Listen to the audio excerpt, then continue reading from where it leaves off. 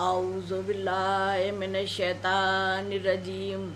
بسم اللہ الرحمن الرحیم۔ عزیزان محترم سلام علیکم۔ نازفشاں رضوی ایک بار پھر آپ کی خدمت میں حاضر ہیں۔ الحمدللہ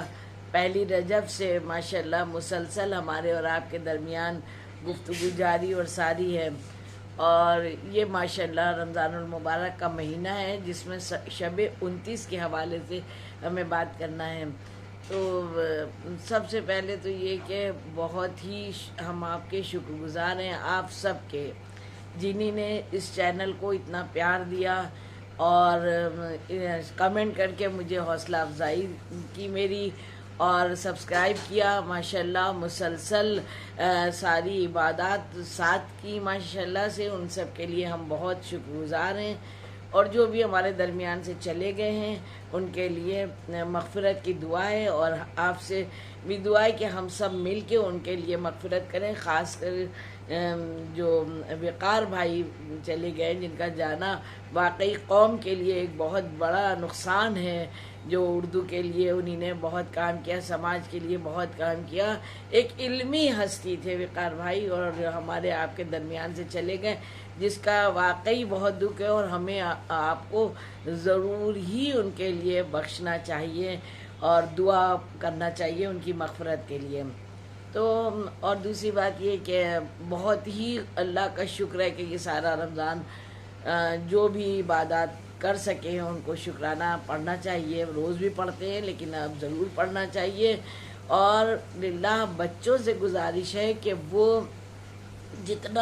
اتنی محنت سے رما ہوئے ہیں قرآن شریف وغیرہ کی تلاوت کرنے میں، اذان گھروں میں دینے میں، اور تمام نیک کام کرنے میں، تو رمضان کی یہ آخری تاریخیں ہیں، اب یہ جانے والا ہے، تو اس کا مطلب یہ نہیں ہے کہ یہ جو ساری پریکٹس ہوئی ہے یہ بھی چلی جائے، نہیں، اس کو جاری اور ساری رکھنا ہے۔ اسی کی رحمتوں سے، برکتوں سے جو اتنے دنوں ہم لوگوں کے نقصانات ہوئے ہیں وہ ساری بھرپائی اسی سے ہوگی۔ کہتے ہیں نا گھروں میں بھی اذان دیجیے، بچوں سے دلوائیے کہ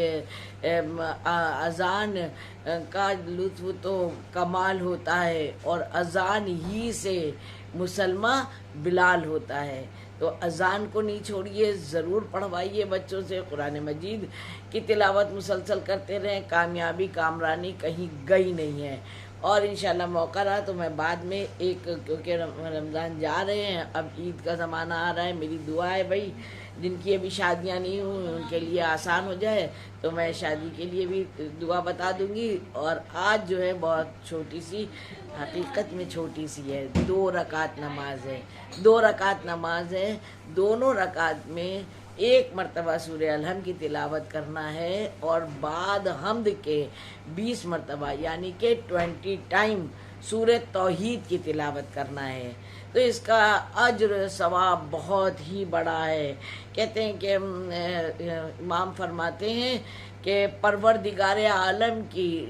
نظر رحمت اس کے اوپر ہوگی، اور اس کا مقام اعلیٰ علیین میں بلند کر دے گا۔ بار الہ کاش ایسا ہی ہو جائے، اگر ہمارے سجدے قبول ہوں گے، اگر ہم کسی کو تکلیف نہیں دیں گے، کسی کا حق مارے نہیں ہوں گے، خم زکوٰۃ خیرات دینے کے بعد واجبات پر پورا کے ساتھ ساتھ ہم نے یہ پورا کرنے کے ساتھ جو یہ ہم نے اعمال کیے، تو انشاءاللہ ضرور بارگاہ الہی میں قبول ہوں گے۔ پروردگار عالم سے دعا ہے کہ ضرور ضرور قبول کرے بار الہ، اور جو کمیاں رہ گئی ہیں ان کو معاف کرے، اور ہم لوگوں کو توفیق عطا کرے کہ انشاءاللہ وہ کمیاں نہ رہ جائیں۔ اور یہ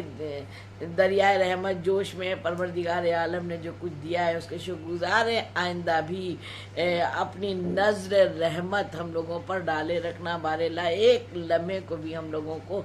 تنہا نہیں چھوڑنا۔ جو مولا نے کہا ہے کہ مگر ہم ایک لمحے کو چھوڑ دیتے تو تمہیں دنیا ایسے پیس دیتی جیسے 2 چکی کے پاٹ میں دانا،